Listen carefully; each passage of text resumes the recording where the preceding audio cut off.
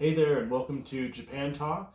I'm Chase, and this is Chaz Voraker. We're here to talk on our third podcast about a few different topics we've touched base on our first two. Maybe dive a little bit deeper into some questions that we've had asked to us in person over the last couple weeks. Starting off, we're going to let you talk about a few things you thought about, a few things that you thought we could go over some more, and I'll jump in if I have anything I want to add or think that I could add to the conversation, and then I'll talk about some things as well. Cool, sounds good. So last time we did a long discussion about shopping, just buying different things, whether it was souvenirs or daily life, and we got several questions that revolved around money, about like the different currency and how is the currency compared to the dollar, here in the U.S. From some people who don't know, anything about yen or the conversion or how you would get your money converted when you're going over traveling, as well as questions about daily living with money. How are their banks? How do you pay for things? Do people here, at least the area we're in, almost everyone uses debit cards, credit cards, whatever. Hardly anybody uses cash here nowadays. So just a lot of questions revolving around money and everything kind of came up from that episode. Right. So one of the things that was interesting when I lived there is it reminded me very much of like my early childhood in the 80s. Growing up, I remember mom or dad, we would go to like the bank and they would get money. They would cash checks or whatever maybe, and then get money for like the week, or maybe like the 2 week period or whatever it was. And that was just kind of the normal thing back then. There were debit cards, but it only worked at your bank. Grocery stores didn't take any kind of cards at all. I don't, back then it was kind of unheard of. Cash or check, was pretty much it. And it's very much like that in Japan. It's Japan's very much a cash society.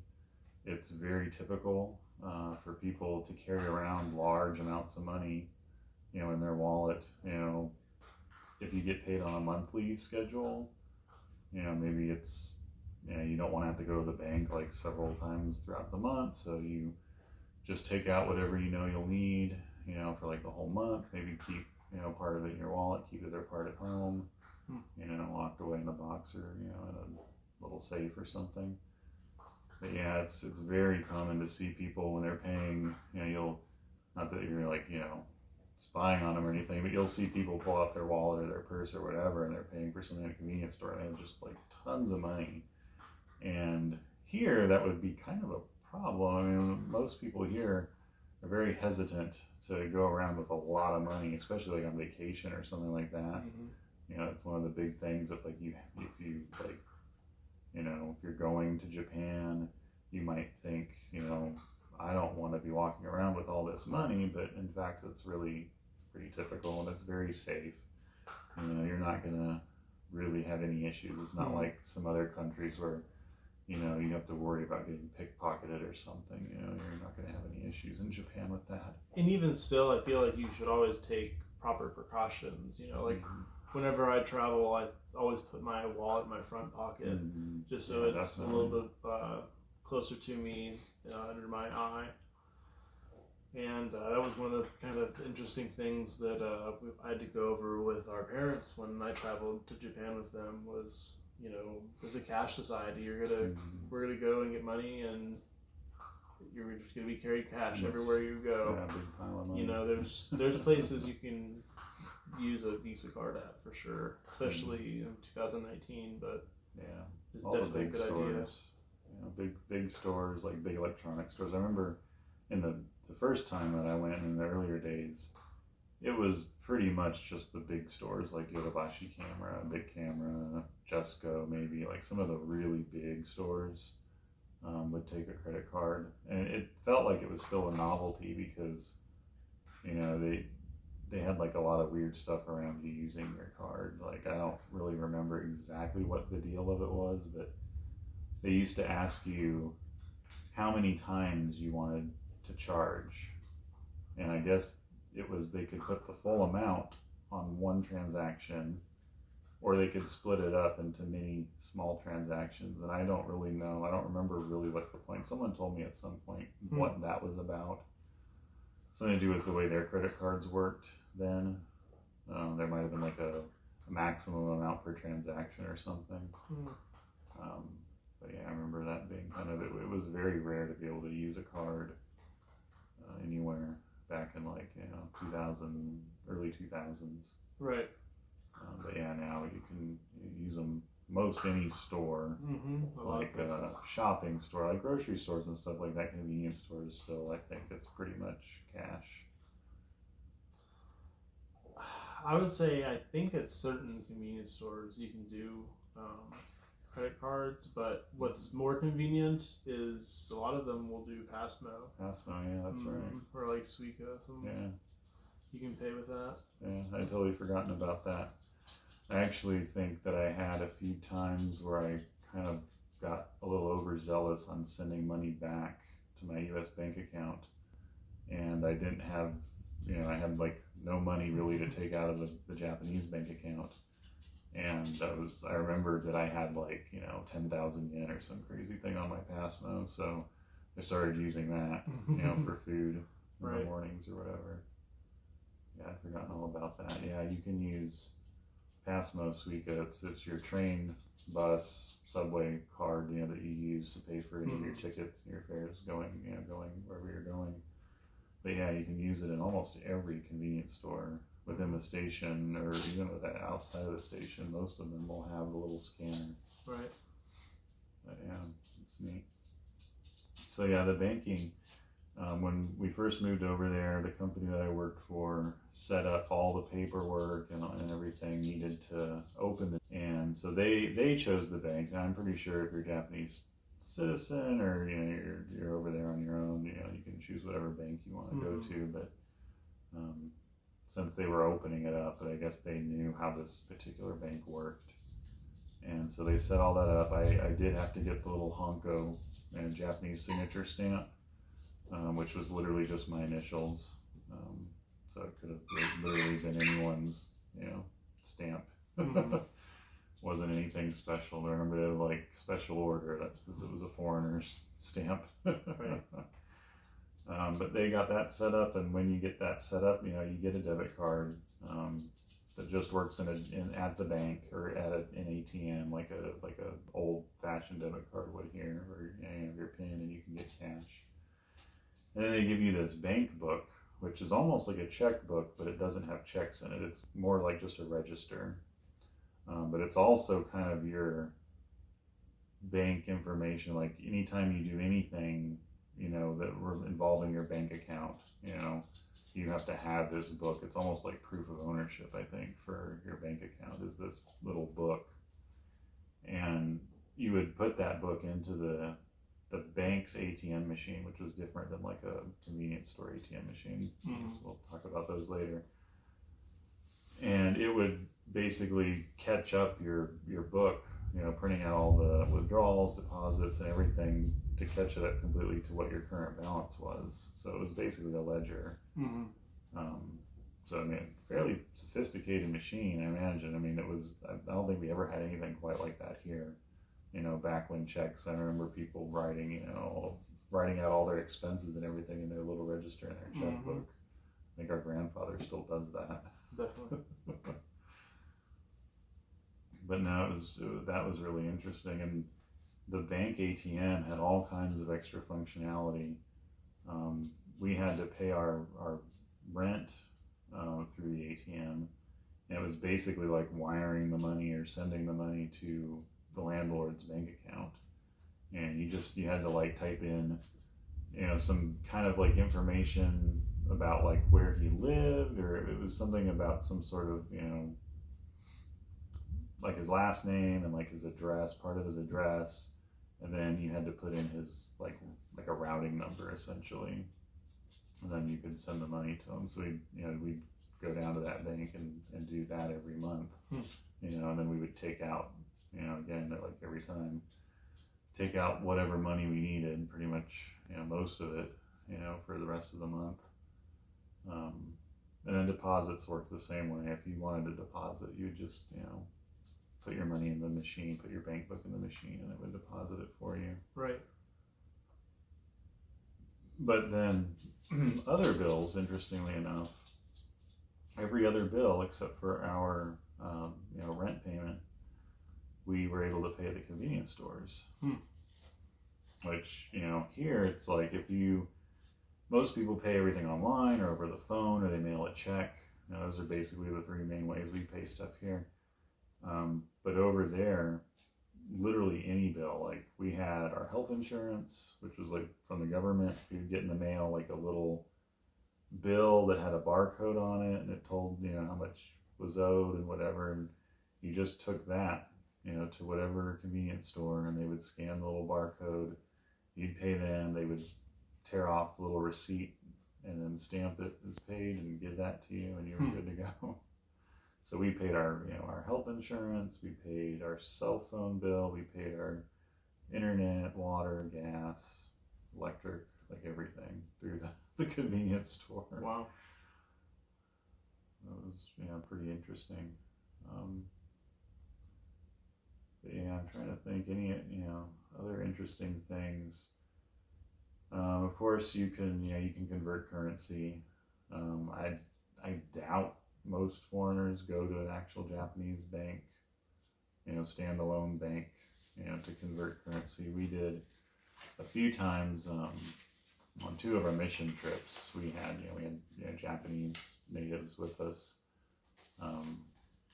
and we had a very large sum of money. We brought a lot of money that we were basically using to help the church, over there do all kinds of planning activities and everything. So it was quite a bit of money, and so it was more beneficial to take it to the actual bank, and give it to them and have them exchange it. So they do have those kind of services. Probably not at all of the branches. I think we had to kind of call around and find a branch that had that service, of the foreign currency exchange. But yeah, it was aspects of the banking system seemed very, very dated. I'm sure it's come a long ways now, especially with most places accepting cards, and I'm sure kind of like here they're starting to use phones to pay for stuff. Right. I'd be curious to know if they have a phone app that acts as like a Passmo or Suica. That would be pretty interesting.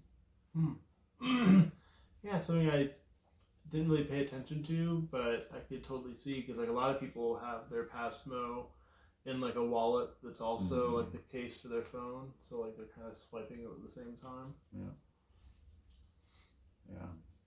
that would be pretty interesting. The only other kind of interesting thing, so we were over there for almost, not quite, it was like a year and a half, not quite 2 years. We were both working, so we had two separate bank accounts that were both chosen, by our employers or whatever. So we had it set up to where pretty much everything that went into one of our bank accounts was then like forwarded, through a money forwarding service to our American bank account. And again, it was very similar to the method that we used to pay the landlord. Like we had to set it all up online through, it was Lloyd's at the time, I think it's now Shinsei. And we set it all up online, put in like our American bank account information and all of our, pertinent information for, banking purposes and tax purposes and whatever. But then we had to go, whenever we wanted to initiate a transfer, we had to then go to the Japanese ATM for that bank and find, it was under a particular code and a particular routing number, and then we could tell like how much we wanted to send, and then it was like every like 15th and 30th of the month it would then trigger that service, and it would go ahead and send the money that we had sent to that other account into our American account. And it was relatively cheap. I think the service overall for like each each transaction was, just a few dollars. It wasn't very expensive, but they did get you a little bit but exchange rates are kind of all over the place. I know you've mostly had, experience getting money out of the, on your trips, to the convenience stores. Right, yeah, typically through international ATM. But yeah, that's pretty much all I have for banking. I got questions from several people asking about that, like how different it was from here. Mm-hmm.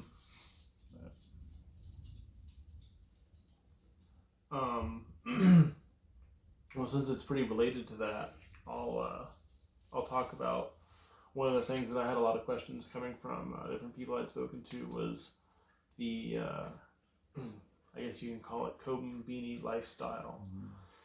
All the different options of things you can get and services that are included at different Combinis across Japan. And for those that don't know, Kombini is basically a convenience store, mm-hmm.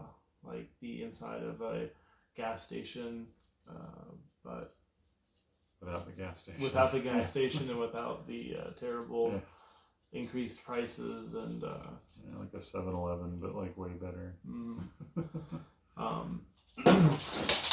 First off, there's just tons of different things that you can eat when you go into a Kombini. I mean, you can go in and you can find hot foods, cold foods, desserts, bagged chips, cookies, snacks.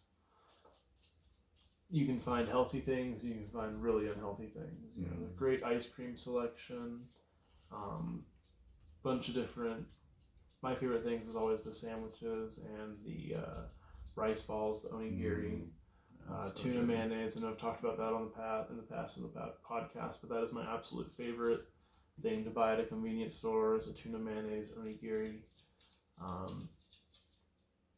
Yeah, tons of different food, tons of great priced food too. Mm-hmm. It's not just, the food here is great. It's, this is, $3 to $4, $5, very reasonably priced meals.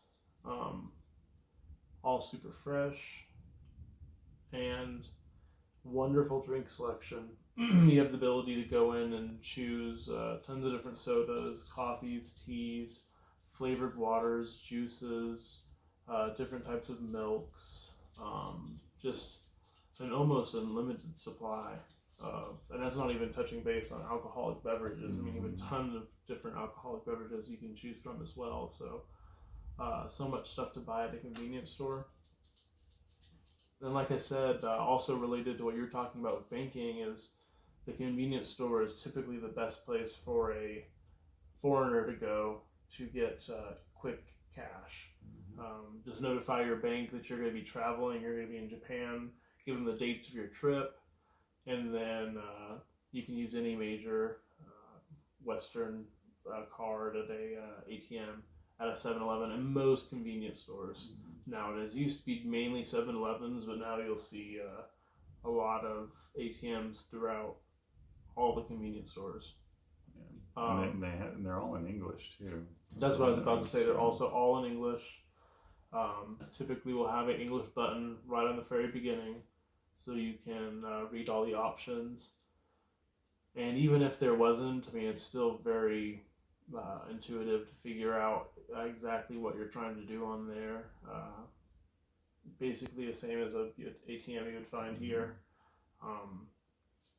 when it comes to withdrawing money, but like I said, there is English option on all of them. Really easy to get cash that way, and don't be afraid of carrying a decent amount of money.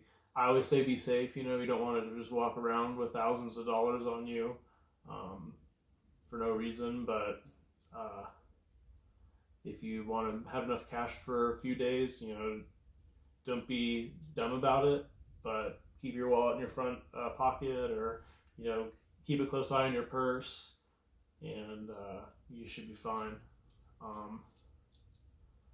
This might not be relatable to everyone. I don't think you have any kind of experience with this, but you go into a Japanese convenience store and they typically will have an amazing selection of cigarettes as well. Oh, yeah. That's one of the things that I really love about Japan. I don't know why, but just the feeling of smoking a cigarette in a bar with a nice drink, there's nothing better to me. So I love the Japanese cigarettes and all the different types of cigarettes they have. A lot of different kind of interesting flavors you'll see there. Kind of menthol alternates. Very, very popular with like the popping mechanism to kind of change flavors in the middle of your cigarette and experience. But definitely hundreds of packs variety where you go to a gas station in America, typically, at least in the Georgia area, you'll probably see anywhere from 30 to 50 packs of cigarettes.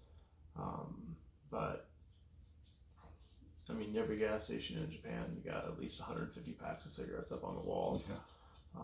At least it feels like that. Their whole,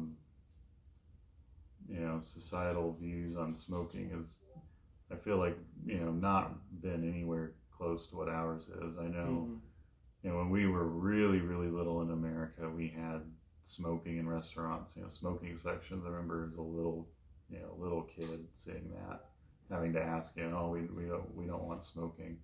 And over there, it's still like that. I mean, they still have smoking sections in restaurants. It hasn't been, they cracked down a few years back. I mean, it's probably been, I don't know, maybe as much as 5, 6, 7, 8 years ago.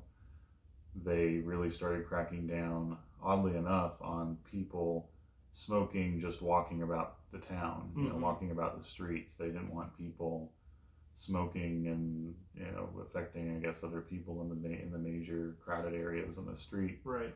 So they started putting all these like smoking sections, outside still, but just kind of like off to the side of the stations and outside exits and stuff like that.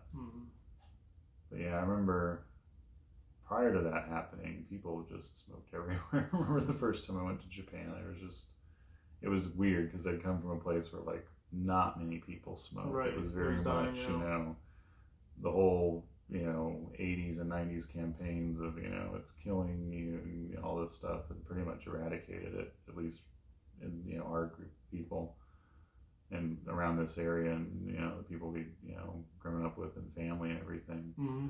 But then there it was like almost being back in the, in like the 50s or whatever, when like everyone was smoking everywhere. And right. Yeah, for some reason I love that though. I love that walking around town and then let's go get in this little box and smoke cigarettes with all the other dirty smokers. I think that's appropriate. Why does the innocent guy walk and smoke? Yeah.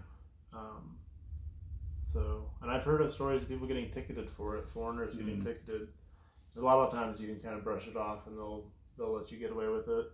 You can pull out your foreigner card, but I've definitely heard of them attempting to ticket people. Going back to just different things you can find in a convenience store, this is something that I don't have a lot of experience with, but I've always thought it's interesting that it's so accessible. And if memory serves me right, it used to be a lot more accessible in America. But you can go into a typical convenience store and find like pornographic magazines and stuff just kind of right out there in the open. They're typically not too risque in the front. They'll be covered up enough to where it's not like just out and about, but still just right there. Yeah, usually by a the bunch of people lined up, bunch of guys. A couple people lined up every now and then. Lined up reading through magazines, but it's next to all the magazines. So that's the thing. I think that's kind of the problem why they're wanting to. They've recently announced that they're going to be getting rid of that. Probably partially because of the Olympics, but also because it's literally there with all the other magazines. So you have like school children going over to look at their magazines and just a few little, slight gaze upward, and it's like all that stuff. Right.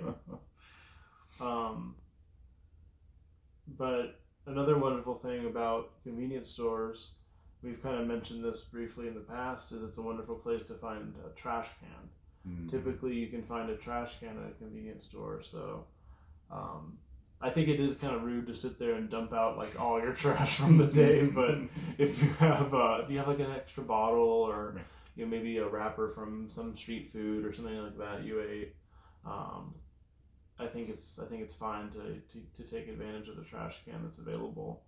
But like I said, maybe not dumping 3 days worth of stuff in there. We would save up like usually it was just like aluminum cans and bottles. We would save up, over time, and then we'd be like, oh no, we don't, we missed the day or whatever, because it was like it wasn't even every week that you had a day. It was like every 2 or 3 weeks there was like an aluminum or bottle day. Right.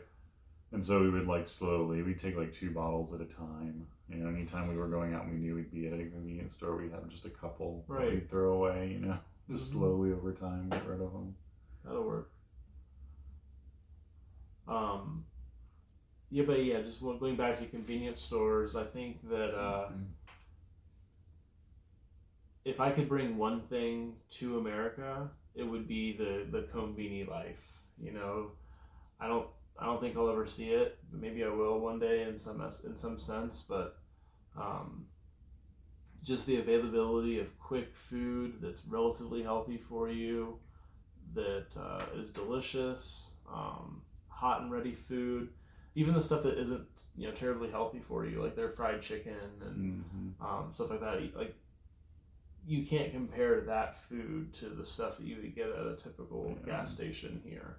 Like your chicken roller or your tortilla roller thing or your corn dog that is just the most disgusting corn dog. Like, it really shows you that you go to a foreign country and they have the American dog, and that American dog is so much better than like any corn dog you've had in America.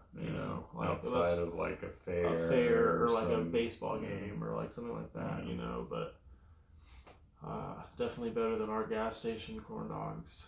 And then just the desserts. You have such a great variety of different breads with chocolate in them, or puddings, eclair type goodies, tons of different ice cream, like I said, from interesting Haagen-Dazs flavors to kind of unique ice cream bars and sandwiches. A lot of different just delicious goods you can get there. And then, like you were saying earlier, it's also a center where you can do things like pay bills. You can get tickets for like museums or certain events going on. You can use that to a place. Like, a lot of people don't realize that if you're not buying them online, you can access Miyazaki Museum tickets through Lawson chain. And they typically sell out fairly fast, but they're available like a month in advance through the Lawson chain. So a lot of different tickets and things like that you can buy from a convenience store. So is there anything else you wanted to talk about as far as questions you had received from different people, or?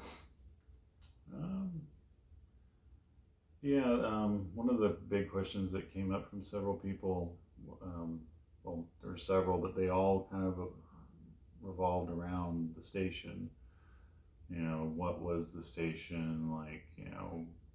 So we talk about it as it being kind of this main hub of everything that you want to go to whether you're not just going to ride a train or to get on the subway, that it's kind of this center, meeting place, or this place that has all kinds of stuff. And so they really just want to know, like, what is the station like? What's typically in one of the larger, stations? What can you expect? What can you go there to get? Why do so many people go to the station? And so that was something that we could probably talk a lot about.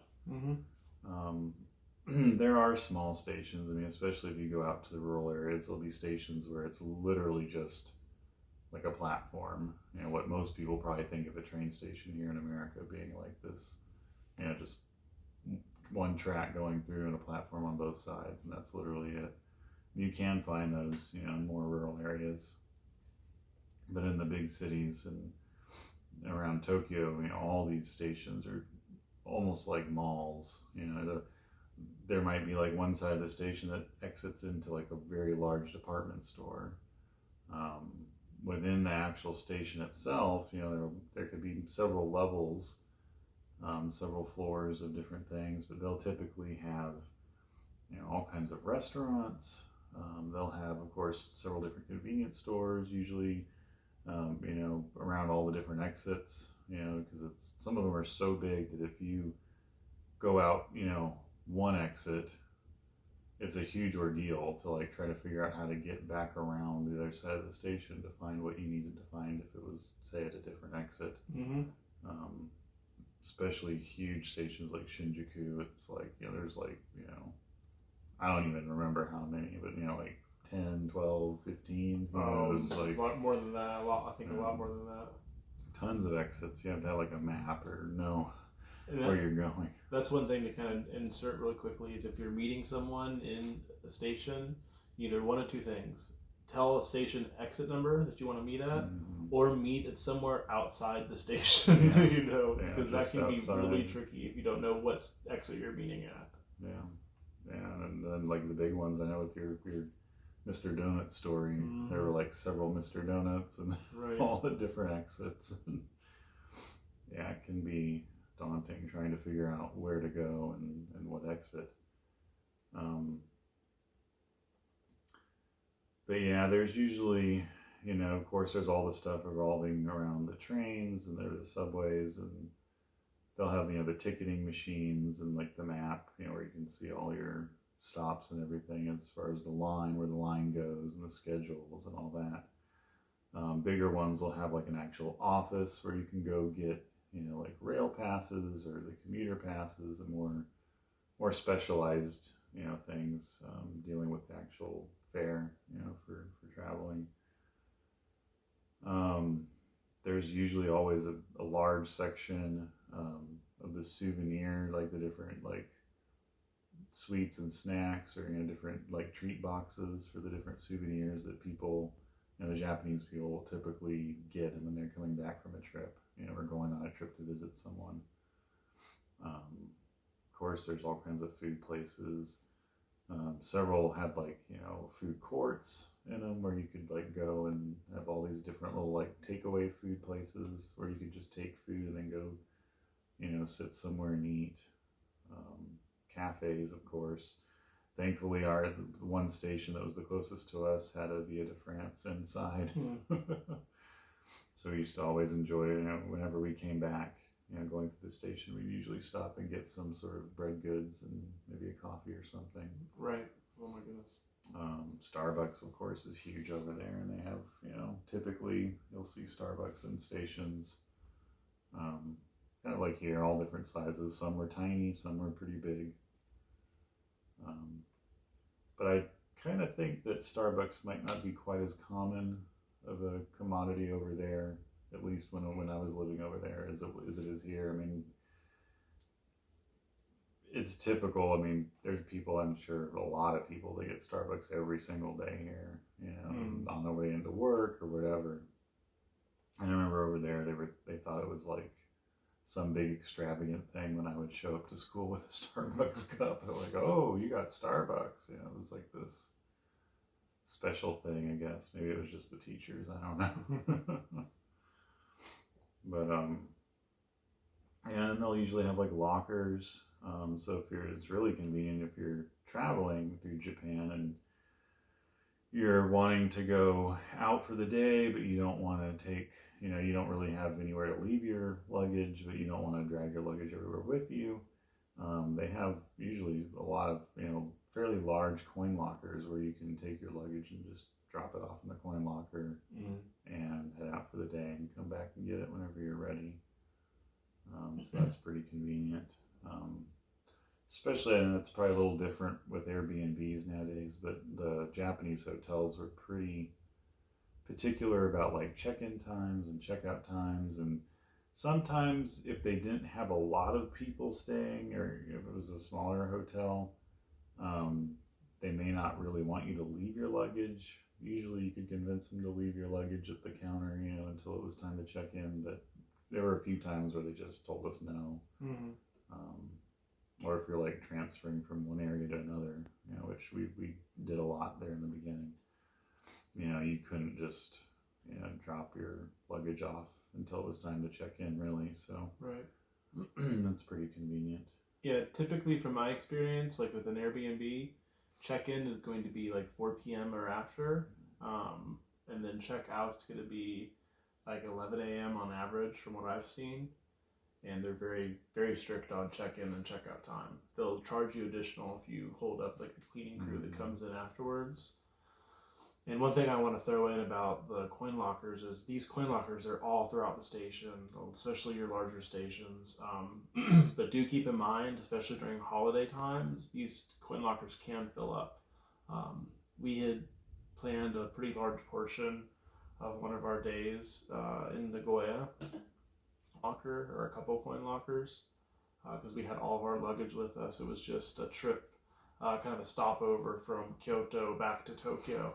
And we walked around Nagoya Station for probably an hour looking for a single coin locker to get. We couldn't find a single one.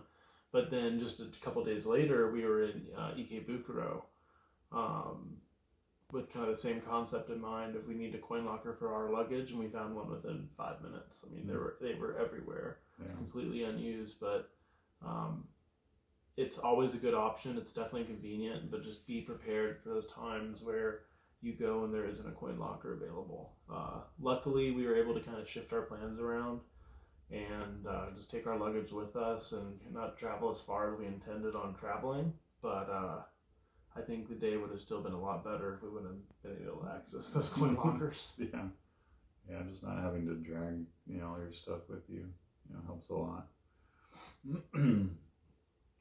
Yeah, I mean, other than that, the stations, especially the larger stations, can be very, confusing to get around, and especially if you're in a rush trying to find your train or your subway ride, and which platform and how to get there and everything. So it's pretty nice to have tools, kind of like Hyperdia, website where you can, like, I think it'll even tell you like which platform and everything to go on, and you can at least get the schedules and plan out your trip well ahead of time, so you're not so rushed when you actually get to the station. Right.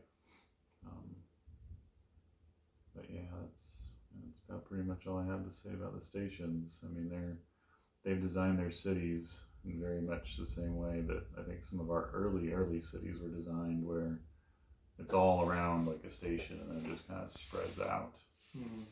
And it makes it just really convenient.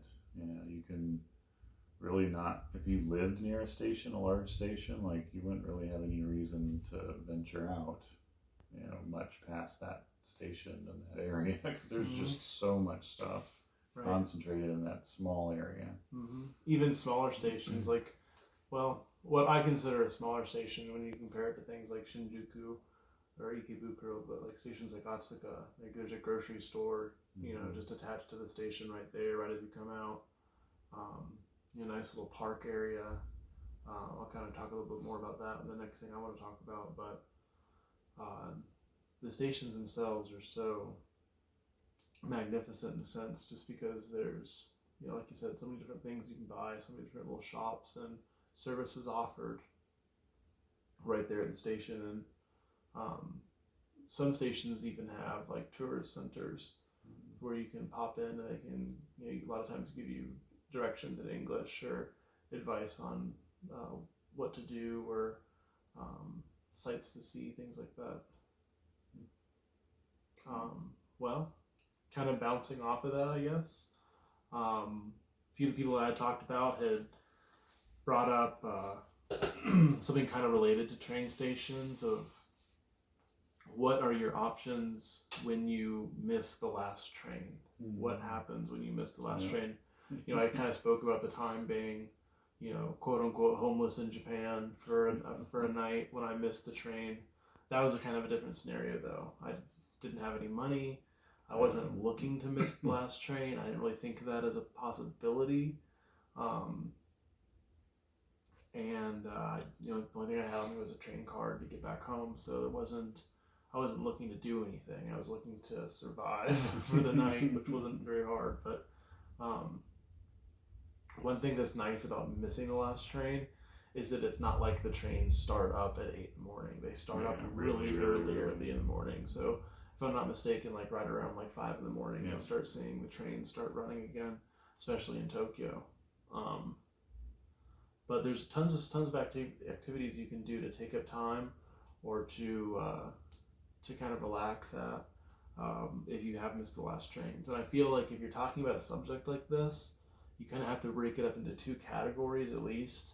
My categories are kind of like those that are looking for an adventurous night and those that are just looking to get past the fact that they missed the last train. Just relax and get on the first train in the morning. Because I know if I'm in a situation where I've missed the last train, in my travels where I'm experienced now, it's typically on purpose, or it's typically in a situation where it's not the end of the world if I miss the last train. I have a route to get home.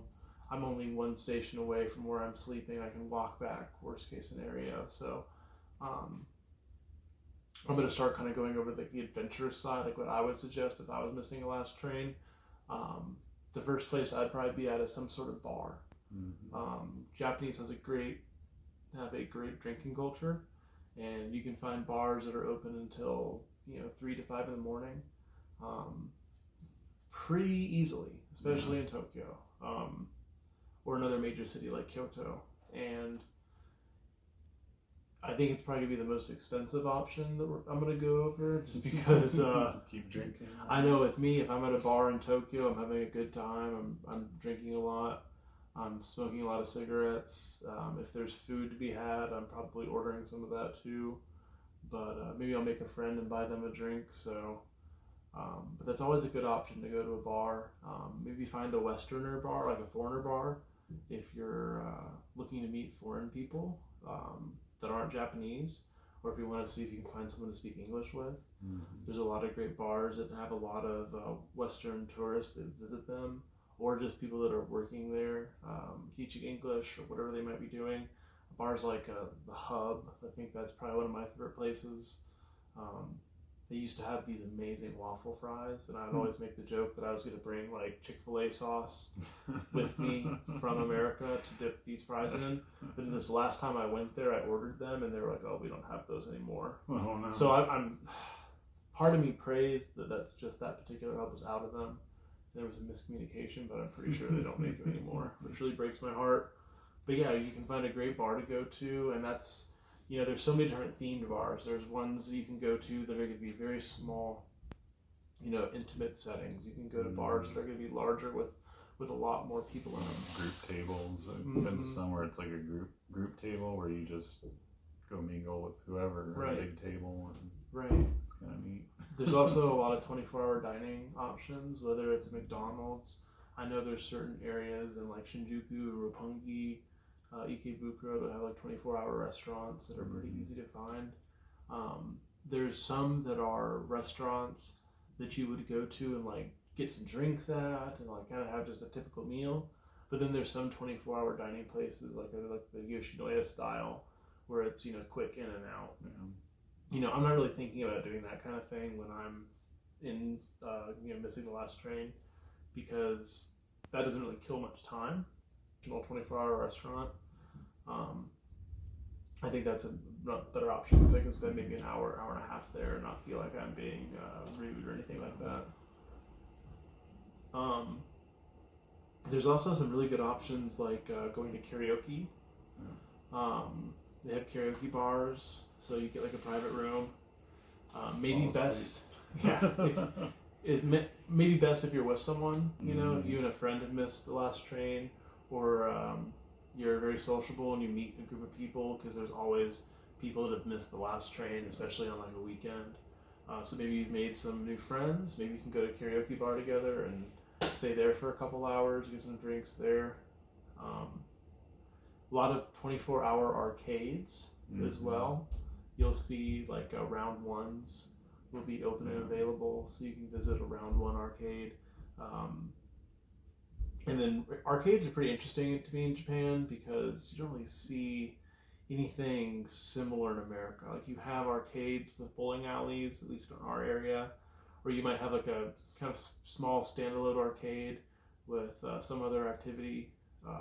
close by, but typically they're very limited on options. There's, where in a Japanese arcade you'll have like 3 or 4 levels, typically minimum, sometimes more, and it could be the first 2 floors are UFO catcher, crane game type things, or the third floor will be Street Fighter type games, fighting games, and then you'll go into music, beat dancing games, and then you'll have like a floor dedicated to some certain type of game, and then like you can smoke up there.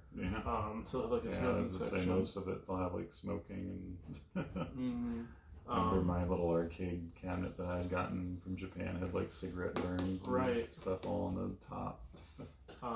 Like I said, there's a lot of great late night food options though as well. Like even if you're going to a kombini, you can still always find some great food there.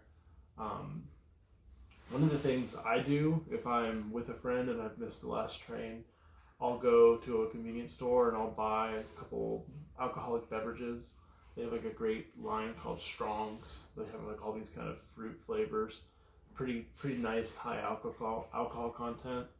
And we'll just go to like a park area, not like a super private area, like somewhere where you would see other Japanese people, either like maybe skateboarding or sitting around talking. We'll find just a nice comfortable area, maybe a staircase, sit and just people watch or just talk about life.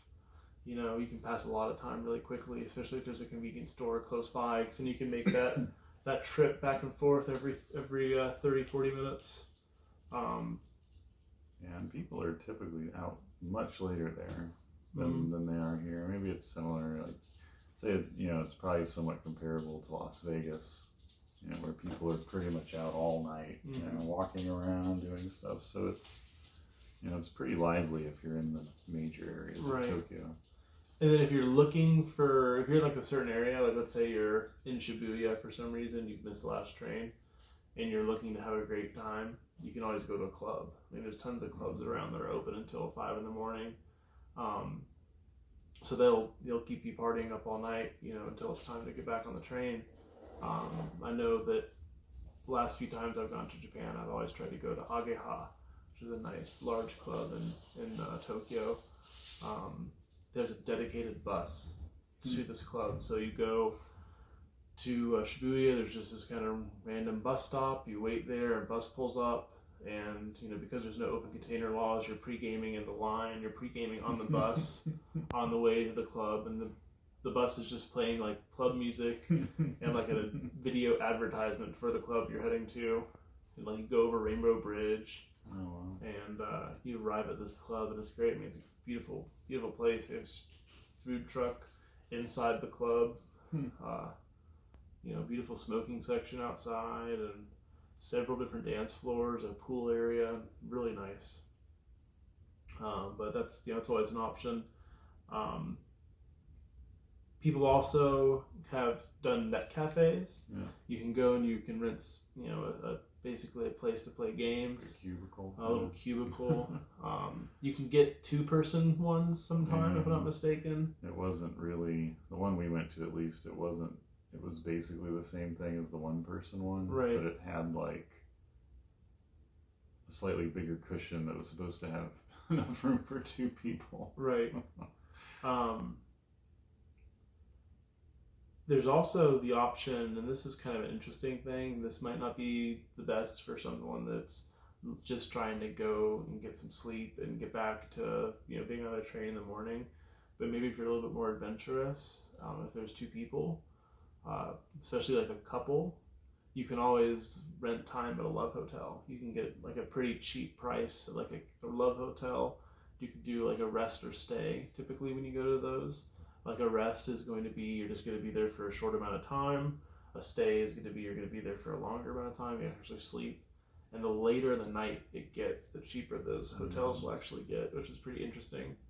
And then capsule hotels, that's always an option. You can try to find a capsule hotel if you're in Tokyo, or maybe you can just find like a small local hotel with a vacancy. This is the last thing I would say as far as a good option if you've missed last train.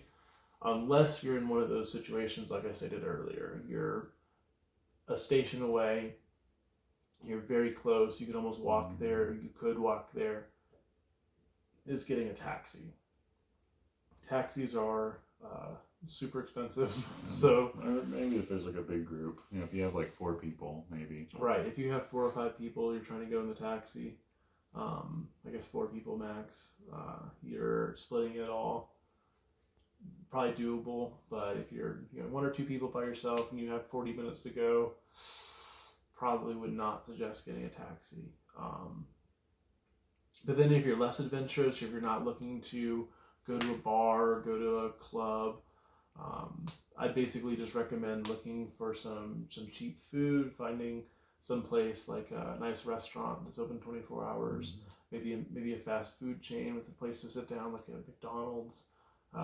Some people travel with like their laptop or their cell phone or a tablet, so they can maybe do some work in those kind of sit down areas.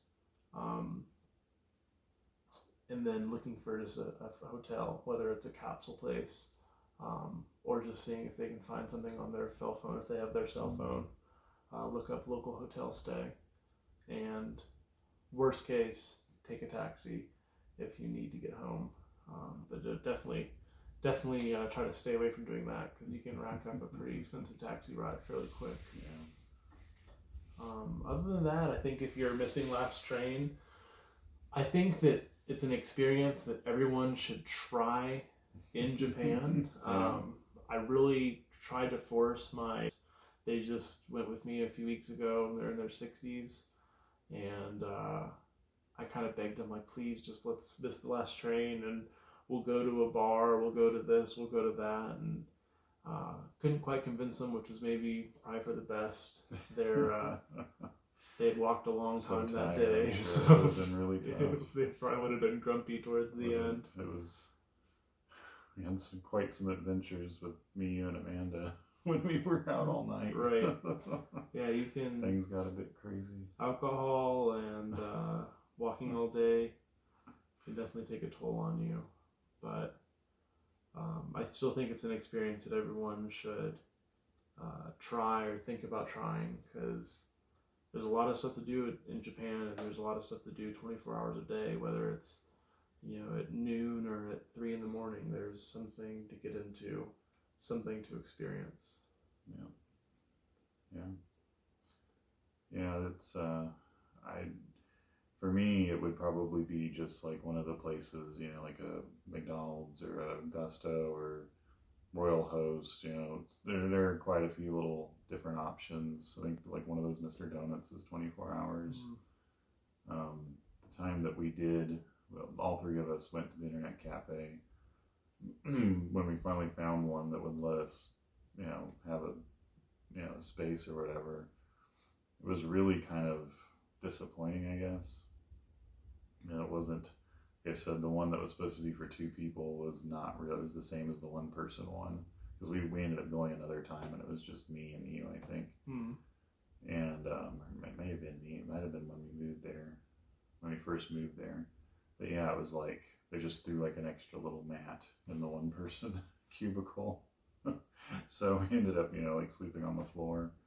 And then when we were getting ready to leave, we left. It was like 5 in the morning. We went to McDonald's right by the station on our way to get on the train. And we get into this McDonald's, and it was a pretty big one. It had like a main level, and then it had like a basement, and then it had like a second floor. And we went, I think, to like the second floor, and there were just like people everywhere. Tons. Like passed out, like you could tell that they had slept there all night. And we're like, that would have been so much better. The seats were comfortable. It was just nicer. We would have had like food option right there to have snacks and drinks. And that's the most uncomfortable I've ever been in my entire I was more comfortable on the plane ride on the way to Japan than I was at that net cafe, because curled up in the fetal position, because it was like a 4x4 square. Yeah, it was like an office space cubicle with like the most 90s computer chair you could ever find, with this tiny little desk that was designed for people that aren't 6'5". So I had to scoot back behind the desk, and it was literally just sitting in a chair, and that was me trying to sleep that night. I was more comfortable homeless on the streets of Japan for the one night than I was in that cafe. Yeah, that was really bad. I can only imagine what you guys were feeling. Yeah, it was rough. The capsule hotels, at least for us, are also pretty rough. I remember we had to move and stay into we'd been staying at a small inn most of the time before we found our apartment. And one night they didn't have rooms, so we had to go to the only thing that was left at that point was a capsule. And I remember it was like me and one other guy that were, pretty tall, and like ankle and foot like sticking out of the capsule, like through the curtains. You just see like these feet sticking out of the capsule. But yeah, there's plenty of stuff to do at night. There's it's very similar to Vegas. That's probably the most similar thing I can compare it to here. I went to Vegas a few times last couple of years for conferences, and you can't sleep or anything. Being the time change and all, I was up pretty late because I was just bored and couldn't sleep. Right. Everyone here was already asleep because it was like past midnight, and so I just walk around and there's all kinds of stuff going on. Bands playing in the middle of the walkway, and little comedy show acts, and jugglers. I mean, just all kinds of random stuff going on. It's kind of similar. You're saying about the park. I remember one time, it was during the time when I had first gone over, so it was just me. Amanda hadn't come over yet, and I forget what it was.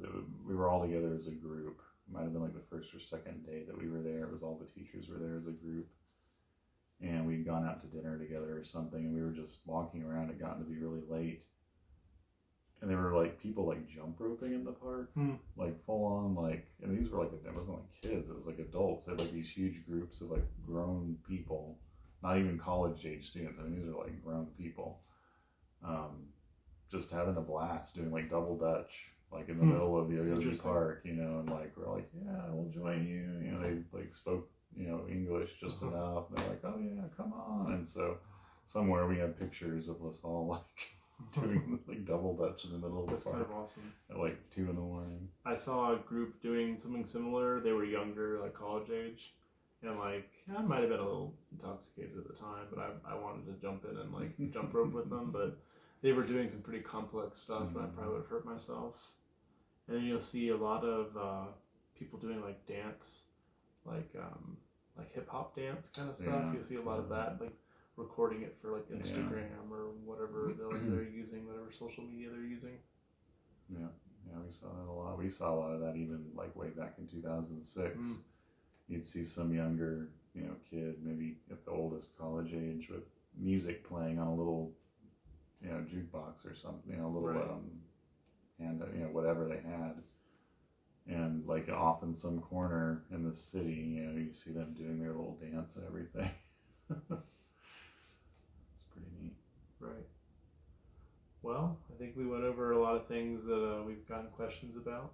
Yeah. Maybe we'll get some more questions in the future. Feel free to comment below if you want to give us some suggestions or things to talk about. We'd love to hear what people that are watching think of our topics and what we can do, what we can talk about. Yeah, I'm sure there's a lot of stuff we've missed, a lot of things that we just kind of take for granted, that people are curious about. So just let us know. Right. And once again, thanks for listening to Japan Talk. I'm Chase. This is Chaz. And thanks for watching. Bye.